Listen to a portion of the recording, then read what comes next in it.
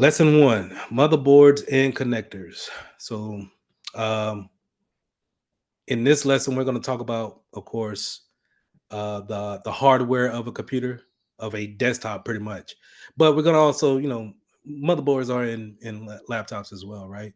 So, for those that are not as experienced in this type of field, hopefully we go over some things that'll help you out when going to go to Best Buy and buy your next computer. And for those who are more advanced in IT, been in IT for a while, maybe we go over some things that you maybe glossed over, and you know what? I didn't think about it like that. So, but I'm pretty sure this is gonna be good information, and hopefully we have some good conversation over it. All right. Let's jump into it. Cable types and connectors. So this is your typical desktop computer, right? So we could, sometimes we may call this a tower, um, but I typically call it a desktop. Reason for it is going to be at a desk. Either it could sit on a desktop, or typically you're going to see it under a desk, right? But these are typically your more cheaper computer nowadays, where when I was growing up, these were terribly expensive. And not even really. Let's not talk about laptops, but these are probably in all your businesses that you can go into, whether it's a gas station, a library, or a banking company. You're gonna probably see some type of desktop tower around.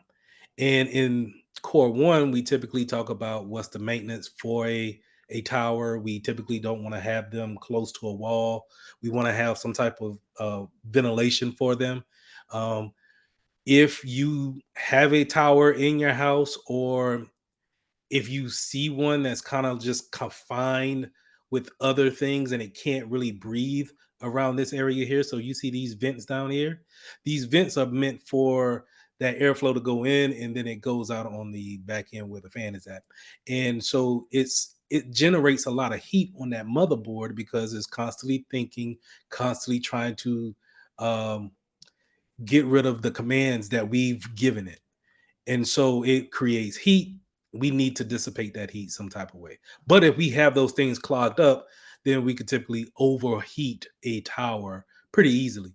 When I was in Iraq, it was easy to actually, first get them filled with dust, and then second, by then, Iraq would get up to 130 easy on a summer day. It would easily overheat as well if we had them stuffed away in the corner of a desk versus it being out and on top of a desk and where it could breathe. Now, in this tower, we see different things such as a CD drive or optical disk drive, and then we have two bays that we can put more additives or more components to our desktop, right? So for those that are into gaming, we can take our PC tower and add more components to it that we see fit. Um, but typically in a business environment, these things are kind of preset and pre-built, and we're not going to really add anything to it. Security wise, if we're talking about cybersecurity here, if we already have it pre-built, then you don't get to add anything as an employee. That's a no-no. Don't do that. Okay.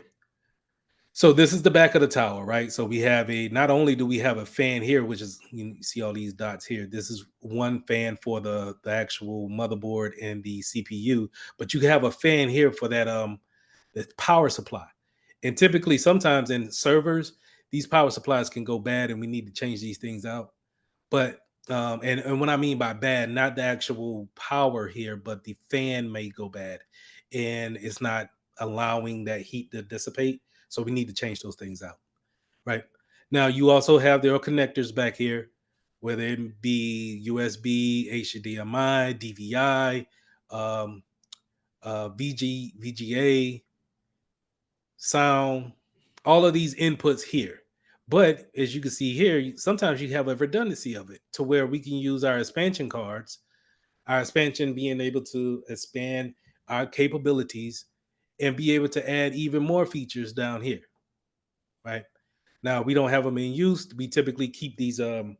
It's kind of like a little small tin plate on it, and it's easy to go into the side of a desktop and actually open it up in order to see um, the components in the desktop. I had a picture here.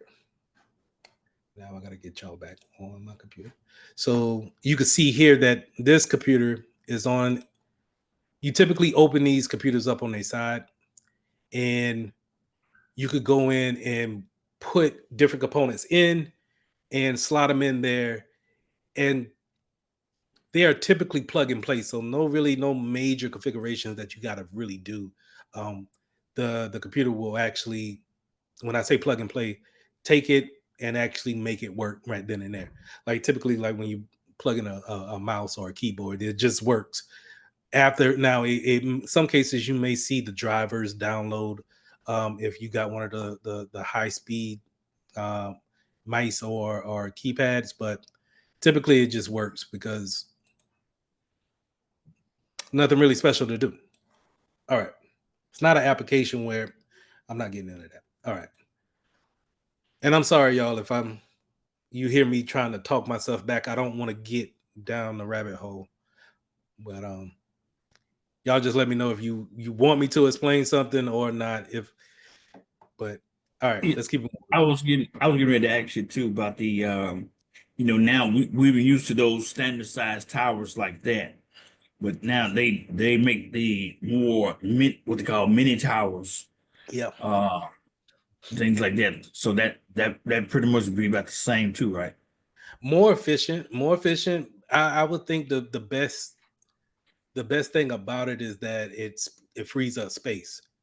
If we don't have to, in security, we have something called a clean desk policy. And just like it says, if the less mess I could keep on my desk, more than likely I can keep any type of uh, sensitive information off my desk as well. Well, guess what? That desktop might be sensitive information too. And it's easy for a janitor, somebody posing as a janitor, to put the janitor shirt on, come in there, snatch the desktop, walk on out the door. Now, if it's a smaller desktop, I get it. You might be setting yourself up. But this is why we have the meetings. We have a meeting every Monday morning, and we talk about where we want to go when it comes to cybersecurity. Um, where do we want to push the business? And we have to be that we have to know what's best for the business security wise, and then make those different types of suggestions. So, in your point, you may say, "Hey, they got the smaller ones now." I might contradict that, not contradict, but I might counter that by saying, let's make a certain department have the smaller ones that maybe it's the HR department. And the reason why I said the HR department is because they are behind a closed locked door, a combination door at that. So that eases my mind of someone going in there and actually taking the desktop. Now, efficiency may come off of the what we're going to talk about, the SATA drive, how much RAM they got into it. How beefy is the machine? Do we really need it beefed up? Because if we need it beefed up, then maybe our marketing department needs to have that in order to, do their a lot of media files and things like that and have a lot of processing power.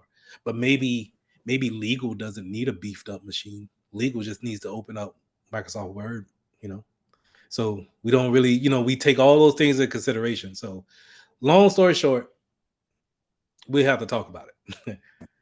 Well, but then I know that they can put these codes and stuff on there. Well, of course, we just did talk about this earlier about the security measures.